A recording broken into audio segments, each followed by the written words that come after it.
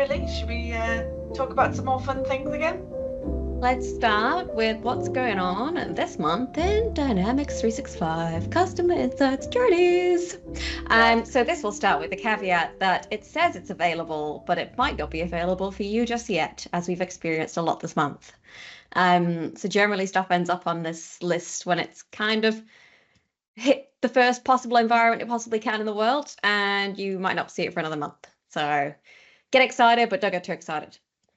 So, first one, splitting audience into groups to deliver unique customer experiences. I'm excited about Splitting this them one. into groups. Oh, this is the one. exciting. This is the one that was in preview. So I actually have a blog post sitting ready to go about it. I Right. haven't scheduled it yet. But no, this one is exciting because this is an outbound marketing thing, right? This used to be there, like split by a percentage, split by a number. Yeah. Nice. This is split good. by a number is, and that's the example that I've got, is for me, I think is one of the biggest things. So if you consider like somebody doing a competition and maybe the first 10 people get something different to the rest of the people that fill out a form, then your split is basically saying, right, the first 10, and it's brilliant, the fact that it does this, but the first 10 will go through that, and that is it, only the first 10. Yeah, nice. And then everybody else goes through, or you could have first 10 get this, next 5 get this, next whatever. So that works better with like a trigger-based segment, right? When it's something that happens, because then they're coming in on a trigger. Yeah, nice. Oh, that's exciting. Now my brain's going away thinking of stuff. Do you ever, sorry, tangent, I'll come to it later. No, I like tangents. Do you ever think when you receive a marketing email, my brain goes backwards and I'm like, oh, I wonder what they're using to automate it. I wonder how they did this and what percentage branch am I in? There was a very, I genuinely can't remember, but I wouldn't say anyway, but there was a well-known company that I got as a consumer, got an email from, and I went to click to unsubscribe, and I was like, that's a preference. I knew immediately, and then I looked at the URL, and I was like, yep, assets, blah, blah, blah, blah, blah. So I do the same. Brilliant. Can't help it. Okay. Next one, engagement up. This is double opt-in. It's officially on the release notes. So double opt-in has landed. And double opt-in is obviously you submit a form and then you get a message saying, are you sure you want to subscribe? And as I learned this month, most applicable to countries such as Germany, which have GDPR++. I think it feels like it's really only Germany at this point, because so many other companies that I've worked with that do global marketing, with legal teams, it's been like, we've got to do it for Germany and nobody else. I think it's possibly implied that, hey, maybe it's a good thing to do. I do it with the D365 marketing newsletter, just because somebody could just say, oh, I'm going to subscribe all of my employees and put them all in, and they didn't ask for it. So I have that very much, you have to click to confirm, but I'm not doing it for a double opt-in legality reason. I'm just doing it just to make sure it was them. Yeah. I mean, if you really care about the quality of your list, it's a great feature because people legit want to be on that list if they're going to go through and do the clicky. Yeah. But if you're going for volume, then I can see why it's unappealing and you'd rather not unless you have to. Thanks, Germany, for bringing that feature to real time. Appreciate that. Next up, well, supposedly we can export segments. And I'm impressed, right? 100,000 rows is pretty cool. Yeah. So I'm really glad it's coming. Yet to see it appear in my environment. Likewise, you said also. It'll be good to see it there. I think it comes with some caveats that it's a very basic predefined set of columns for this release. So all you're going to get is an ID, a first name or last name, an email and a phone number. You can't customize it. It's better than just a GUID or a name, right? It's better than nothing. Yeah. It's a start, right? Like all good things with the segment builder, it's a start. Company name would be good. Yeah, there's a lot of things I could suggest would be good. So yeah, it's nice as a start. Let's hope it gets better, but it's a good start. And 100,000 is nice. Nice scale. Agreed. Oh, things in public preview. Waiting on segment membership to trigger the next step in a journey. Okay, so wait branch, but with a segment. That's quite nice because segments are renowned for being quite sluggish. So that sounds quite smart. Yeah, nice. I don't have much to say about that unless you do. No, I think That's what it says on the tin.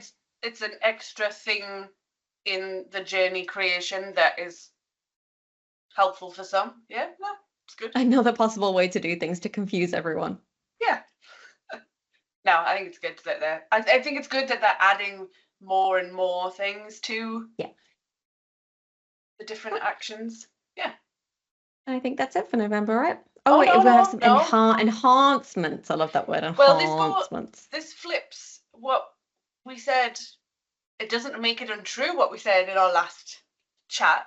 Because it was true at the time. They heard us. But we talked about the fact that automatically the enforcement model was restrictive for text. Now they've added in the ability to set the enforcement model for the different channels. So basically it was like on email, and we were told that it was restrictive on text. Now, interesting that you could set it to non-restrictive for text and custom channels if you have any, but just everything that we said about the tool that you're using, so we talked about Twilio, then they're still going to make sure that somebody's opted in. So I'm curious how that will work. I don't think Twilio checks if you're opted in. It only checks you're opted out. So it does reflect the Twilio model. You still got to deal with the fact of the opt-outs and the stop saga that we're not going to open the box up again. It's nice that that's there. I wonder what let them do that, because I thought the law as general was SMS was always opt-in. So I guess it's like, well, you asked for it, so here you go, have it, do what you want with it. Not our fault if you get sued. Yeah.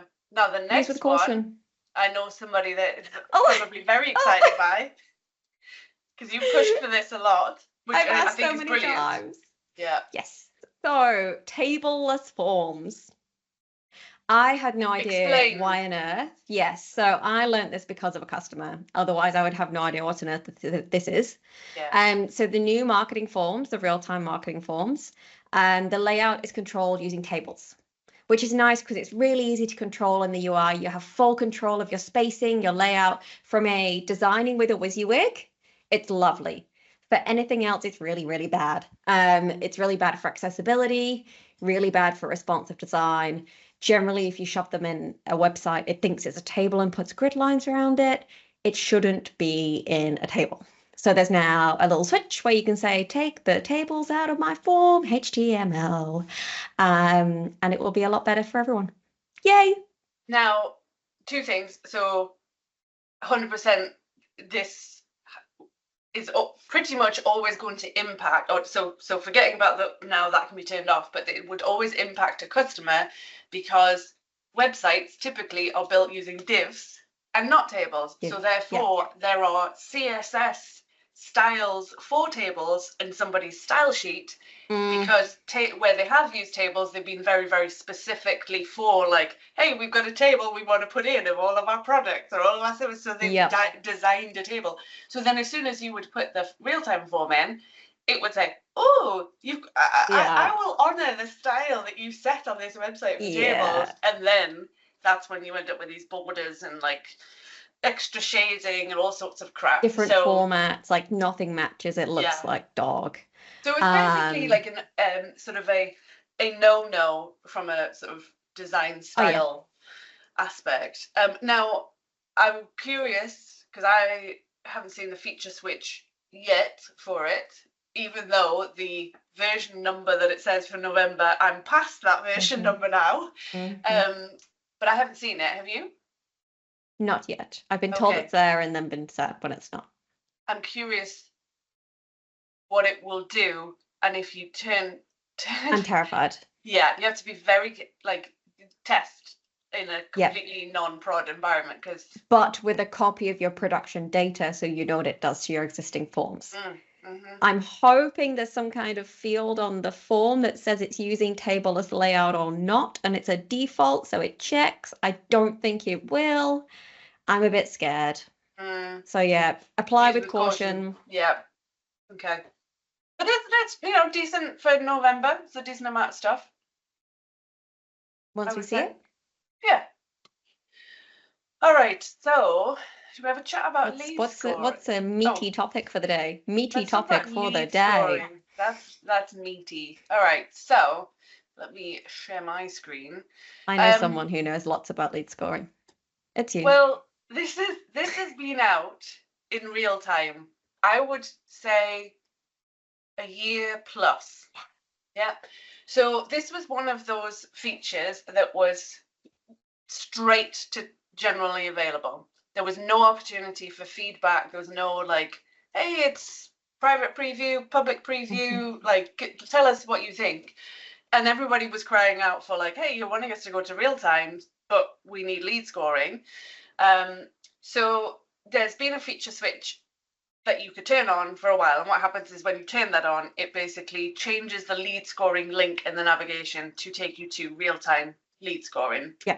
So you cannot have both. You can't be like, oh, well, I'll just set this up. So that's another thing is if you are going to change and you're using outbound lead scoring, take screenshots, be sure that you know how you set it up, because as soon as you do that toggle, then that's it. You're now in the real-time area. So what unfortunately happened was there was a ton of some things bugged, some things just not thought through, and it would turn itself off as well. So you turn it on, be like, did a good job there, walk away. The next day it would be turned off by a specific service account, and you'd see it had been modified and it was back to being in draft. So a few issues. So in terms of your lead scoring models, so I'll show you one that I've already got, and so you can kind of see the concept. So similar to when you did an outbound, you're basically saying, if this happens, let's give it this number of points. And I don't know about you, Amy, but I've never seen customers get so hung up on things. We're like, oh my God, but what should I do? Should I do 50? Should I do 100? Should I do 1? Doesn't matter. The number of times I get asked, I was like, it's up to you. Like, what's the point worth? You choose. It can be hundreds, it can be tens, it could be 1, 2, 3, 4. It is really hard to decide, but it's like people are asking for the science, and I'm like, there's nothing. Yeah, I usually would say just go low, but you've just got to decide that what's then the threshold to decide if you want to do anything with that lead. So if you're doing like 1 point here or there, but you're saying only do something if it gets to 1,000, you're gonna be waiting a long time. So you've got to be logical with the number of points and how many are considered then moving to sales. So so this one is basically, I've got, if the job title field contains data, I'll give 1 point to the lead. Excuse me, if the country or region is in one of these, I'll give 2 points, and so on.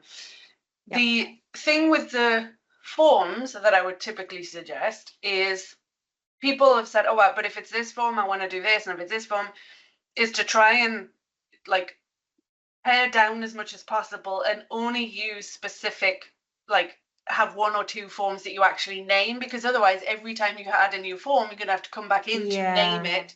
So I usually suggest having almost like a combination. So I've got, if a marketing form split, it will give it 10, but if it was this form, I'll give it 25. So the person would get 35 points if they submitted that form, because they get 10 in the first instance and then the extra 25.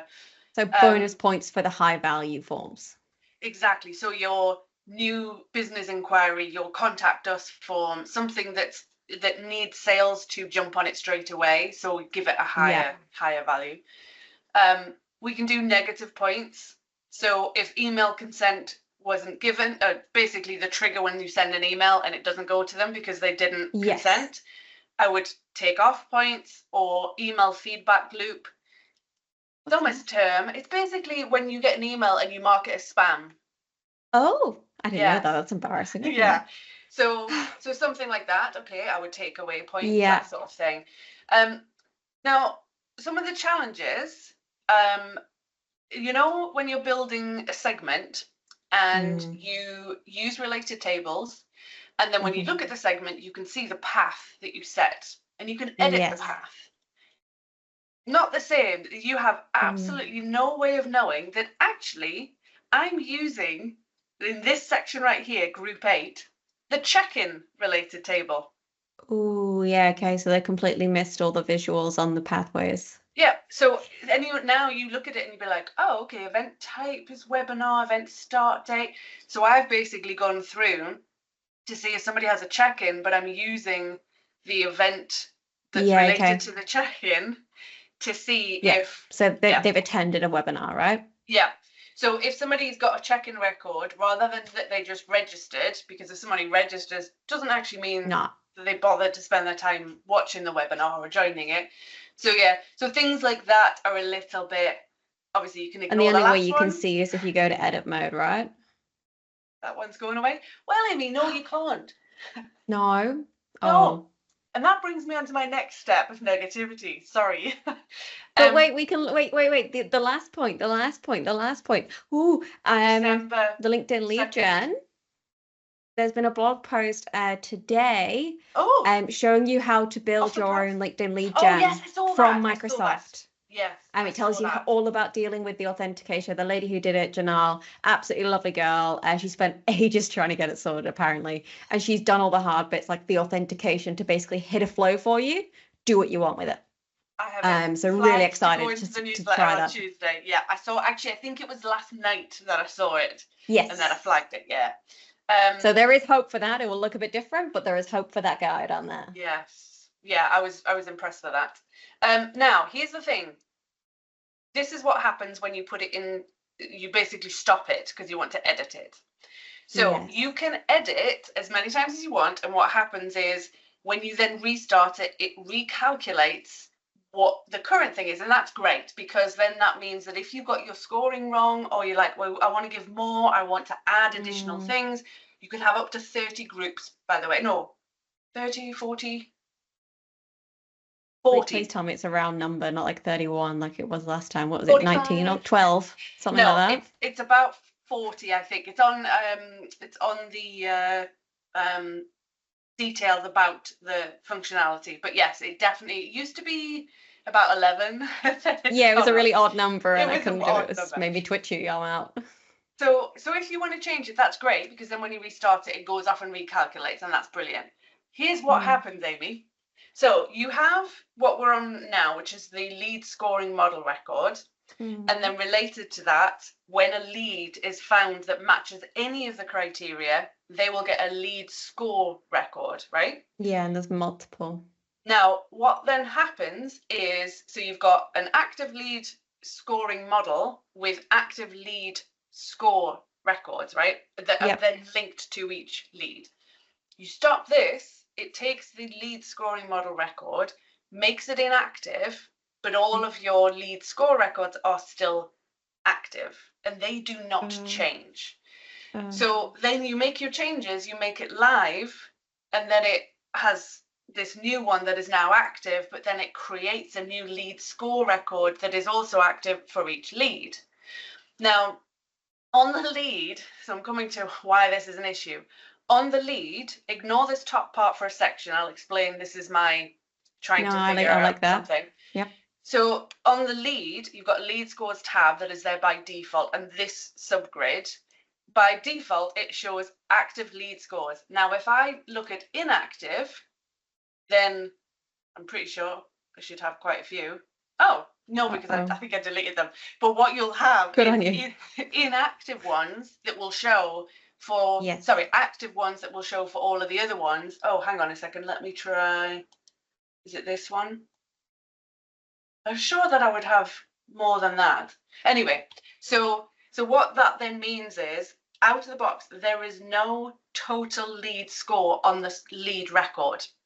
And because they leave all of these other ones active, it is also impossible to do a roll-up field, because you can't go through, jump to the lead scoring model record to say only those where the lead scoring model is active. Too many hops away for a dumbass roll-up. Too many hops for a roll-up.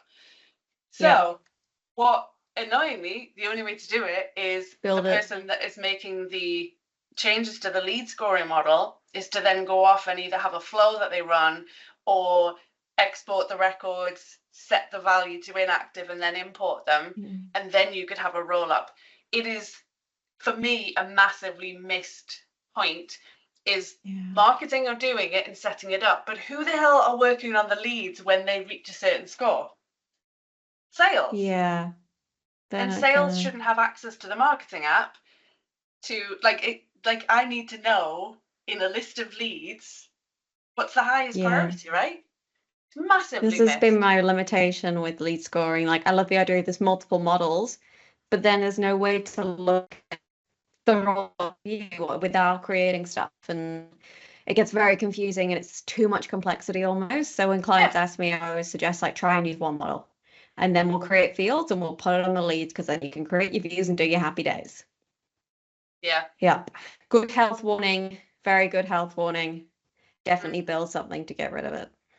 The other thing that goes along with it, that I've got a blog post that I did about this not that long ago, is your qualification record. You can basically set up and say, if a scoring model hits a certain score. Why are you laughing? Because I know what's coming. Oh, carry on. I don't want to spoil the surprise. Hits a certain score, then hey, you can mark it as qualified. Now, what does that mean to you and I?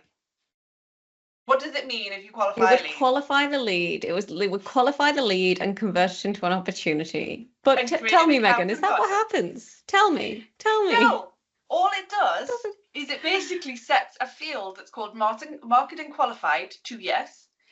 And it also sets a field called sales ready to yes.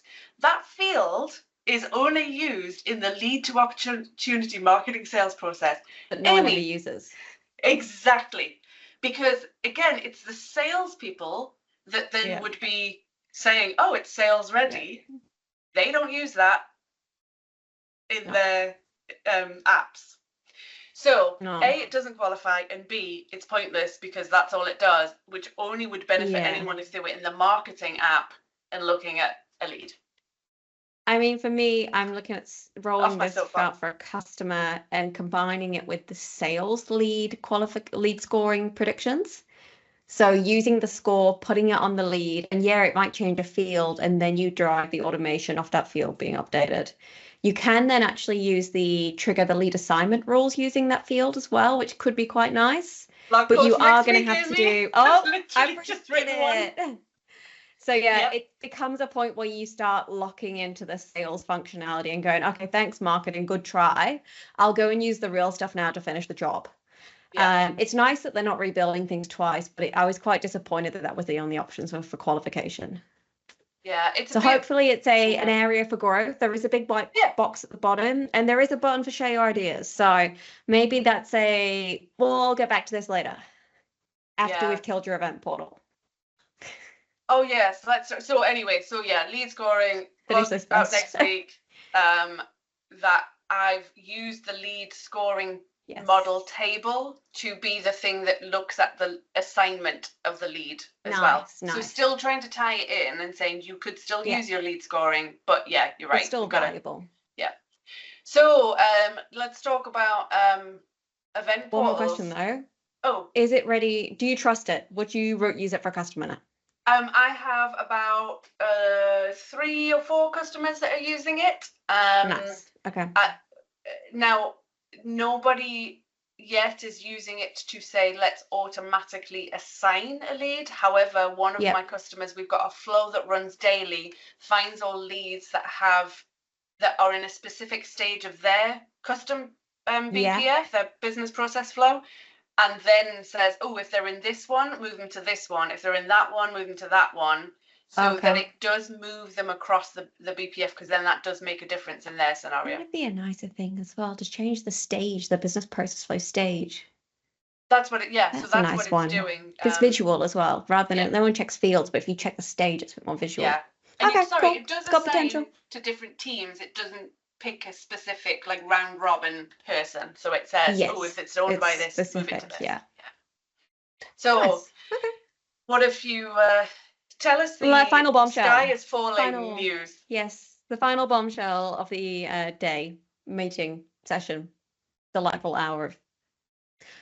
Just cancel all those words, will you? Okay, next. I'm getting a bit nervous about the bombshell. Yes, events. Dynamics 365, marketing, events. Previously, our beloved portal, which was godforsaken ugly, but terribly useful. Did you love it? It was useful. It's nice to have one place. The user doesn't need to do much to make stuff show up there. It's a one-stop shop. outbound portal. So for somebody that has come onto real time directly, this is not related to you in this no, but and you it's will not never related see it. to them. Yeah.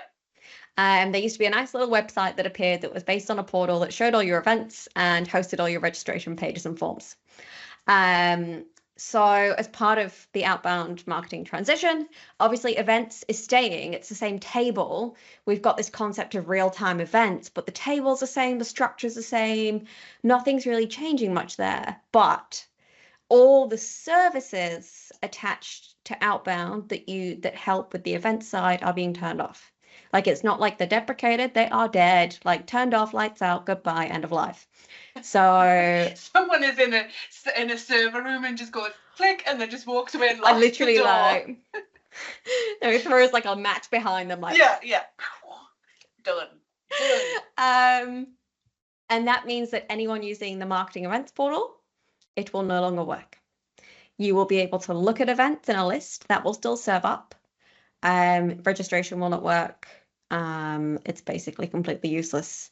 There is a new API, a new real-time events API, which is available for private preview at the minute, and hoping to go public by the end of the year, I think, but that could change. And basically your only options at the minute are get the API and start building your own stuff, or wait until the new features and widgets are available for Power Apps pages, which isn't due till next year, to be able to add on a Power Apps page a little widget that lets you scroll through the events and apparently register. But all your events have to be real-time events. Outbound events will stop working. There's no way for the forms to work. There's no way for the portal to work. And you've got to do that quite a bit before they turn it off, because obviously if you've got an event that's live and people are registered, you can't. There is no official migration pathway to turn event from outbound to real time. I've not tried it. I'm not going to vouch for it. I think it needs to be from scratch, start as real time. You need to use the forms. There is no other way at the minute unless you custom build your own stuff on a preview API. No. So if you know Liquid, you can create templates. Or start building your own. But then the registration, you can create the event registration, but currently what other registration for the event registration through the API does things like, is it fully registered? Do I need to put it on the wait list? Should I create the registration? Yada, yada. Not all of that's gone. So it's a lot to think about. Yeah, you'd have to be doing a lot of extra stuff. You're rebuilding the logic yourself. Yeah. And then obviously they're constantly bringing in new features to the real-time events new, converted, translated. So you're going to have to keep going back and reanalyzing what you've built to work with what they've done. So ideally you would be always playing catch up. Yeah. Because you wouldn't know that they were going to change something. You don't know which bit's coming. Yeah. And as we've seen, monthly cadence. So ideally you want to wait till the API is out and start using the API, but it's not available yet, but you need to rebuild a website. Oh boy. Do you think, and anyone listening, do not, because I'm sure you do the same, sometimes you say something as a hypothesis and then people take it as gospel. I am just hypothesizing. What do you think chances are of actually, which we've seen before, it not being June, because they realise that if this API gets delayed and you've given somebody a month, you can have a lot of pissed off customers that are paying a lot of money to Microsoft. I know. I think there's a chance, not all of it, but I think there's a chance, because the event stuff, if you consider deploying a portal, customizing a portal, deploying a portal, it's not a month process. Because even if you've got somebody working on it full time, you've still got, let's say generously, you've got someone that's really fast, 2 weeks, they've redone it. Yeah. But then you've still got testing, and we know that users and testing is probably longer than development. Yeah, I think that could move, maybe. Yeah. I mean, I keep thinking that about some other things as well, and I'm like, oh, well, they seem like quite strict on the fact it's turning off, but there's some other things like segments that I'm like, oh, they could just leave the other one on, right? Shift and registration fields. We still haven't seen that. That's promised though. That's promised. Yeah. I feel more optimistic about that one than the other things. Anyway, none of this is truth. This is just gut feelings. Hopefully everything's ready really early on time. Yeah. But it's getting a bit scary now. Yeah. Even as someone who knows kind of what they're doing, I'm getting a bit scared with some stuff. Squeaky bum time, so they say. Yeah, I just had somebody that had not done anything, a customer I worked with quite a few years ago on outbound, that now has just materialized. Should we be thinking about moving? You should have thought about it ages ago. Christmas is coming up. Sorry, but you know. Yeah. I think there's a squeaky bum time, but there's also if a customer or an organization is just now thinking about it and they go to either a partner or a consultant like us. Yeah. The expectation is, I'm sorry, but I will help when I can. But you had availability. A couple of years. Yes. So you know. It depends on the scale of what you're using as well. Like if you're just doing journeys and emails, it's pretty easy. It's cruisy, whatever. When you start getting into event portals and custom stuff, it gets a bit scary. It does. Anyway, so should we do this again? On that positive note, maybe before same time again in a few weeks. Yeah? Yeah. Sounds good to me.